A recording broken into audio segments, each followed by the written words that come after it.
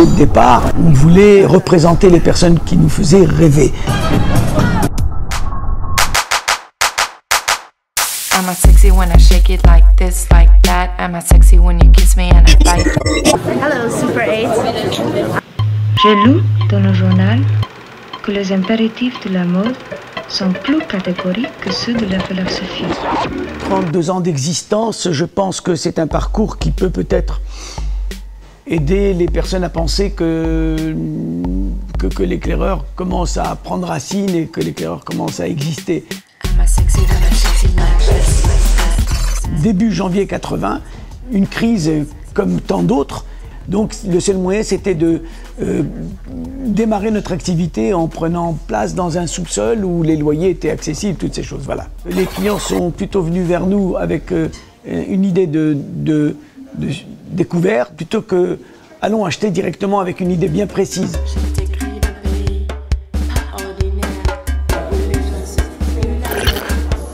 La philosophie de départ, elle est très simple aussi. On a voulu, avec Martine, éviter les circuits mode qui, à l'époque, s'imposaient sur le marché, qui était à l'époque toute cette fabrication locale. Et on est plutôt allé à la recherche de personnes qui fabriquaient à l'étranger, qui n'avaient pas de showroom accessible au public, au grand public.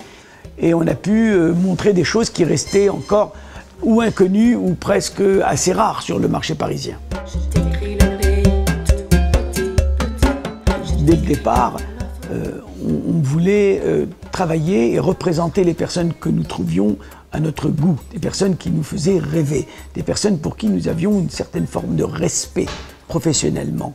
Nous avons été toujours assez difficiles pour ouvrir nos portes et nos budgets à des créateurs qui avaient une inspiration un peu trop marquée par rapport à leurs aînés. Nous avons fait des introductions sur le marché des produits en avant-première sur le marché français, comme Prada, comme Dolce & Gabbana. Mais ensuite, il a fallu aussi lever le pied, parce que ces produits sont devenus trop référencés, trop présents sur tous les magazines, dans la pub, partout, et on trouvait que c'était un peu trop facile. Nous avons aussi le privilège, grâce à Tranoï, de pouvoir montrer des produits. Et beaucoup de clients aujourd'hui sont plus à la recherche de ce type de produits qui sortent un petit peu d'on ne sait où, mais qui ont beaucoup de force, plutôt que de se laisser noyer dans des collections fleuves à la recherche de quelque chose qui est parmi tant d'autres. On frise les 600 exposants au Tranoï qui viennent absolument de partout. Il y a beaucoup de diversité. La mode est loin de ressembler à une seule note. Je veux dire, ce n'est que la base de solfège. Ensuite, il faut l'écrire, la partition. Il faut la composer, cette musique. La mode, c'est ça. C'est un ensemble d'expressions personnelles qui font que les couleurs, les matières, les silhouettes, les formes, toutes ces choses-là sont au rendez-vous pour que l'offre soit justement assez généreuse pour séduire le maximum de public. C'est un public que nous avons à chaque fois différent. Et c'est pour ça qu'on se doit d'être à la hauteur. Tous ces ingrédients présents là durant le salon sont nécessaires pour notre culture générale et pour nous aiguiser l'œil. Et c'est ça qui fait de nous, à force, avec le temps, des personnes averties. On a la chance de toucher absolument à tout, d'accéder à tout. Et c'est ce côté éclectique qui est extraordinaire. Et c'est cette chance qui a été la nôtre, de pouvoir évoluer dans ce milieu qui est de la mode.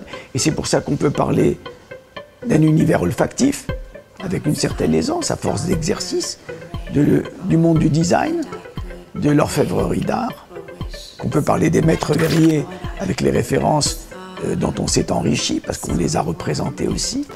Les frontières n'existent pas.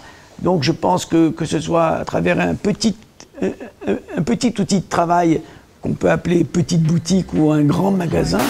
Tout dépend de la volonté qui est derrière et de la rigueur et de la philosophie, de la stratégie de la maison. Ce n'est pas une question de taille, c'est plutôt une question de sensibilité, de volonté et d'investissement, de passion. J'ai lu dans le journal que les impératifs de la mode sont plus catégoriques que ceux de la philosophie. Quelle est votre plus grande ambition dans la vie? C'est pas une question de taille, c'est plutôt une question de sensibilité, de volonté et d'investissement, de passion. Devenir immortel, Am I sexy when I et shake puis it like this, mourir. like that? Am I sexy when you kiss me and I bite you back? Am I sexy when I tell I got it all on track? Am I sexy? Tell me, baby, when I hump your cat.